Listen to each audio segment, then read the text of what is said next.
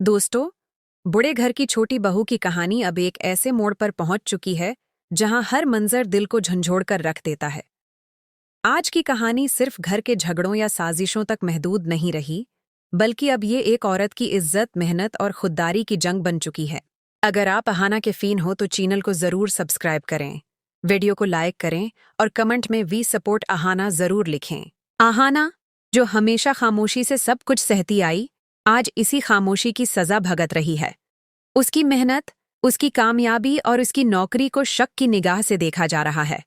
उस पर यह इल्जाम लगाया जा रहा है कि वो अपनी कामयाबी गलत तरीकों से हासिल कर रही है। दोस्तों, ये इल्जाम किसी एक शख्स पर नहीं, बल्कि पूरे माशरे की इस सोच पर है, जो काम करने वाली औरत को इज्जत देने के बजाय उसके किरदार पर सवाल उठाता है। सबसे तकलीफदह बात यह है कि अहाना पर अंगली उठाने वाले कोई बाहर के लोग नहीं, बल्कि उसके अपने हैं। वो लोग जिन्हें उसकी ढाल बनना चाहिए था, आज इसी को कटहरे में खड़ा कर रहे हैं। अहाना की ईमानदारी, इसकी कुर्बानियां और उसकी नीयत सबको नज़रअंदाज कर दिया जाता है और सिर्फ शक को सच मान लिया जाता है। लेकिन दोस्तों, अब अहाना वो लड़की नहीं रही जो हर बात चुपचाप मान ले। अब उसके अंदर एक नया हौसला जाग चुका है। वो साफ लफ्जों में अपनी बात रखती है और ये साबित कर देती है कि उसकी जिंदगी पर किसी का कब्जा नहीं। वो ऐलान करती है कि अब फैसले जबरदस्ती नहीं होंगे, अब उसकी मर्जी भी सुनी जाएगी। यहाँ कहानी में असल कश्मकश शुरू होती है। एक तरफ अहाना है जो अपने हक के लिए खड़ी है, और दूसरी तरफ वो घर है जहाँ औरत का आपस जाना, इसकी आज़ादी और उसकी कामयाबी सब सवाल बन जाते हैं। शोहर का किरदार भी इस मोड़ पर बहुत अहम हो जाता है।